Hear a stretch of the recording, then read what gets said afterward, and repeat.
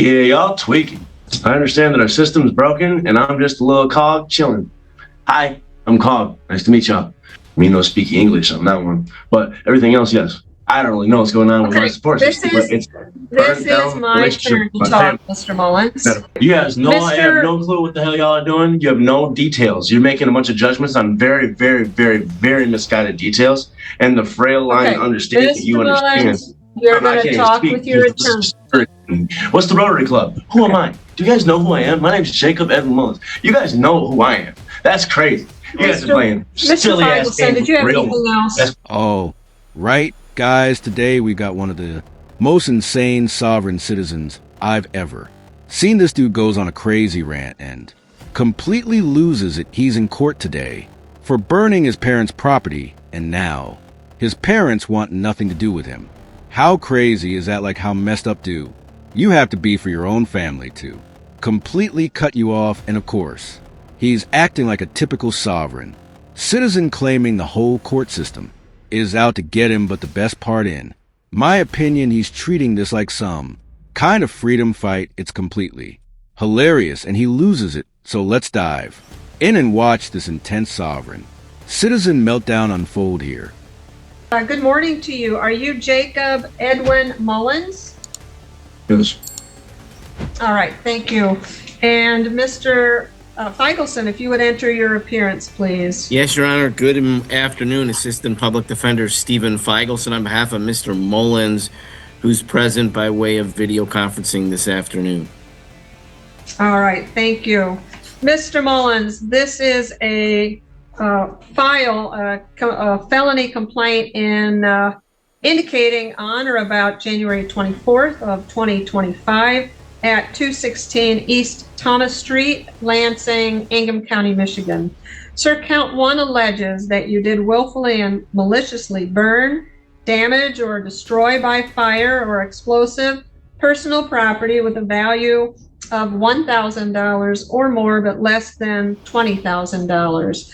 That is contrary to law. It is a felony, carries a maximum penalty of 5 years and or $10,000 or 3 times the value of the property damaged or destroyed, whichever is greater.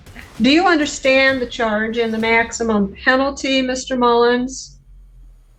I understand your perspective of what occurred and outside of that. Well, hang on.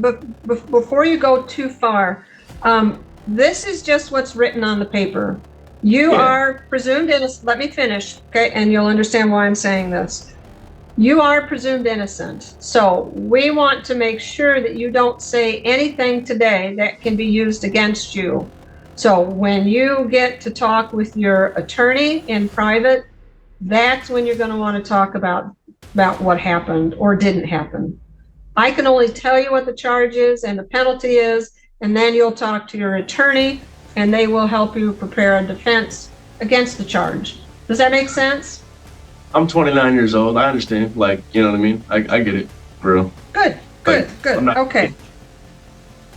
All right, then, Mr. Mullins, you understand the charge and the maximum penalty. You don't have to agree to it. You just understand. Right. Is that right? Right. Yeah. No disrespect. Okay. Perfect. All right. Now, you do have rights as well. You have the right to plead guilty, not guilty, or stand mute. You have the right to a trial by a judge or a jury, and at that trial, you can present or confront witnesses. If they would not appear, the court can order them to do so. You also have the right to a lawyer, and if you cannot afford one can be appointed for you at court expense. Additionally, you are presumed innocent, as I said earlier, and if you are found guilty, it has to be beyond a reasonable doubt. You also have the right to remain silent. Anything you say or write can be used against you, and you always have the right to have a lawyer present with you at any time that you are questioned. Do you understand those rights, Mr. Mullins? You said read anything you say or write can be used against you? Did you say that? Yes, I did say that. Yes, sir. Me no speak English on that one, but everything else, yes. Am not going to Lie that completely caught me off guard. I don't know about you guys, but this dude just looks like he'd burned down. His family's house, from the hair to the fancy little African shirt, he fits the description, and I know he's calm right now. But just hold on, he's about to unleash his sovereign citizen script any second now. These guys always start off chill, and then boom, they're just yelling about how the government doesn't apply to them. But hey, the Supreme Court already said laws apply to everyone, no matter what crazy theories you believe. But seriously, though, I don't even understand what that meant. Like me, no. Speak English like that's not going to help your case, buddy. But maybe this guy's mentally insane. Who knows? I mean, he did burn out his family's house. So I would definitely assume that. Let me know what you guys think about this. Guys, so far, let's deback him because it is about to get heated. Okay, good. All right, then, is he applying for an attorney today, Mr. Feigelson? Yes, he is. He presently works with our office on another matter, Your Honor. Okay, thank you. So, Mr. Mullins, what we're going to do is we have 2 hearings set for you on this. A probable cause conference, which is the first hearing. That is February 6th. That's at 8:30 a.m. with Judge Simmons. Excuse me. You are allowed to appear remotely on that, so that's why you will have a colored sheet. I think it's kind of a bluish green. Yep. Okay, you should have that, so you can appear February 6th at 8:30 a.m. remotely or in person. The second hearing is a preliminary exam. You have to appear in person for that. That's on the 6th floor of City Hall, Courtroom 4, and that's February 13th at 8:30 a.m., also with Judge Simmons. So you've got the notice and the Zoom instructions, correct? Yes. Good.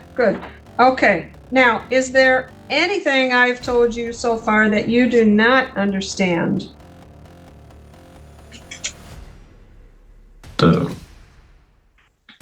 The one thing I didn't speak English on, yeah, but other than that, yes, everything else I did. I'm an artist. Okay. I've been writing a lot of things, so when I write stuff, it's like almost like, you know what I mean? So that's just a arbitration contract thing that I didn't like, so I mean, we'll settle through that, so I would like to just voice that. Other than We that, could no just disrespect. move Yes. forward, sir. Appreciate the... Correct. Yeah. You'll talk Thank you. about that with your attorney, absolutely. Okay, so Mr. Mullins, I'm going to stop the live stream so that I can protect. A low PR bond or a low cash and surety bond, Your Honor. Thank you. If it's All any right, money, thank you. I can't afford it. Let's just say that.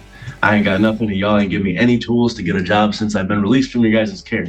Now, I don't really know what's going on with my support This system, but is burned down my relationship turn with to my talk, family. Mr. Mullins. Metaphor. Okay, you don't want to talk about that because, like I said, you're gonna you might say something that can be used against you. So, the court's going to look at 2 things, Mr. Mullins. I'm going to look at whether or not you're a flight risk and whether or not you are a danger to the public. In regards to that, I'm going to look at your criminal history. I'm going to look at the allegations. I'm going to look at your ties to the community, your employment status. You live with your parents. I look at all of those to determine 2 things. I do have a concern for the safety of the public. On the matter that I arraigned you on first, the arson, you are presumed innocent, but as I look at the allegations, it presents a concern to the court for the safety of you and any other individuals that reside in that location. I understand that would be Money. that would be your parents. 1995. Okay, Trust me. this It's all right. is my turn, sir. Okay, I so bought it, based too. on that, I'm not going to grant you a PR bond because I don't find that is sufficient to ensure your appearance. This dude definitely doesn't deserve PR. Bond, just look at his body language. I remember growing up in the city, and we had multiple kids who were mentally crazy and had no regard for humans, and this dude is exactly like them. You could just tell from how this dude's standing that he wouldn't show up to court if he got out, and he definitely thinks the world owes him everything. Like, imagine blaming the court system for not helping you get a job. How about you apply for some jobs yourself, buddy?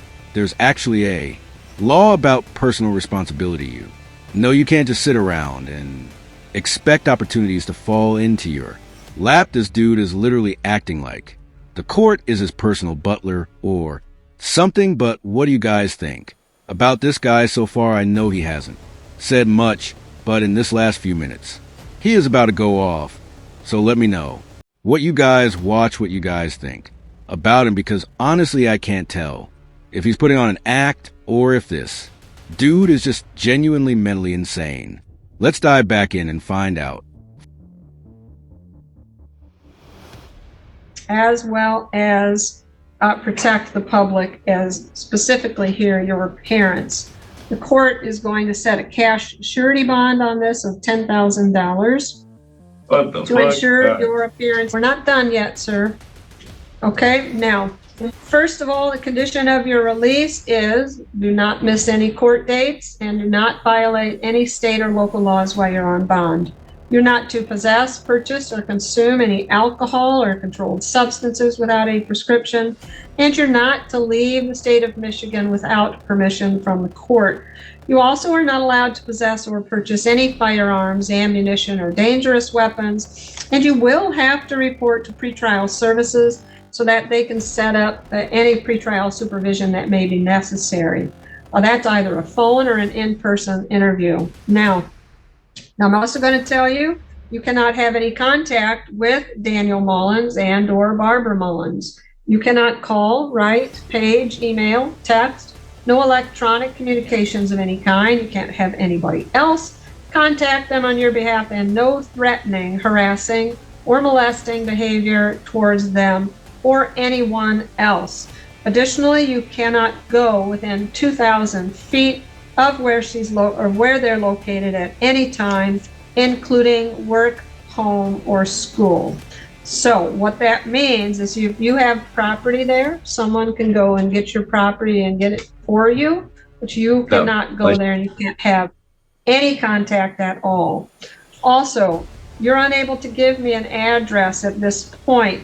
So if you are released, you have 24 hours to notify the public defender's office of the address where you're staying. If you don't do that within the 24 hours, the court then sets a bench warrant for you. Do you understand that?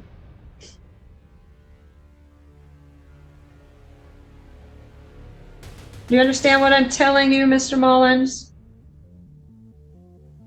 I understand that our system's broken and I'm just a little cog chilling. Hi, I'm Cog. Nice to meet y'all. Okay, all right, let's go over the other file then. This is, again, the 24-03520. Judge Simmons has ordered that you be remanded on that case file because you failed to appear for the probable cause conference. So you will not be released before that hearing that is to be set. Do you understand? Yeah, y'all tweaking. All right. You guys know I have no clue what the hell y'all are doing. You have no details. You're making a bunch of judgments on very, very, very, very misguided details. And the frail line understanding that you understand. You're going to talk with your attorney. What's the Rotary Club? Who am I? Do you guys know who I am? My name's Jacob Evan Mullins. You guys know who I am. That's crazy. You guys are playing silly ass games. Did you have anything else? I do not, Your Honor. Thank you. Thank you. And I am going to order a CMH evaluation on that new file as well. All right. That's about the one good thing you've done today, and it's not your fault. You're an amazing person, I'm sure, and I'm not trying to hurt your feelings or I'm a frustrated individual, so let me just say, I'm sorry for the disrespect. I know it's not your fault necessarily, but this is just a large structure, so I'll end that. Yeah, no disrespect to the judge, but this dude is just a little cog in the system. Seriously, though, he's got to be mentally insane between the creepy smiles and this crazy rant he just did. This dude is clearly not right in the head. It's almost like he's trying to play the role of a misunderstood genius. But honestly, he's just a walking red flag. The way he carries himself and the way he talks, it's like he's a ticking time bomb just waiting to explode. And don't even get me started on the fact that his own parents want nothing to do with him. This dude literally lit their property on fire like he literally committed arson against his own family. Like, what kind of person does this? Dude clearly has no regard for human life, let alone the law. Honestly, I believe he's a danger to society and shouldn't be roaming the streets now. I don't know about you guys, but I'm just not buying the whole I'm a misunderstood victim of the system act. If you think about it, this dude is literally just blaming everybody else for his mess, but at the end of the day, he is the one who set his life on fire literally and figuratively. This guy is full of excuses, but nothing that he says holds up when you look at the facts. He's sitting there acting like the court owes him something. But here's the reality: the court's job is to enforce the law, not to babysit a grown man who doesn't even take responsibility for his actions. But yeah, guys, I'm going to wrap it up here. This one was definitely chaotic, and this dude is mentally insane in my opinion. I've seen it firsthand in my life, so I just kind of have a good idea that he is. But I really appreciate all of you guys for sticking around and watching this crazy video with me. Make sure to hit that like button and subscribe for more content like this. I post every single day. But yeah, thank you guys for watching. Take care.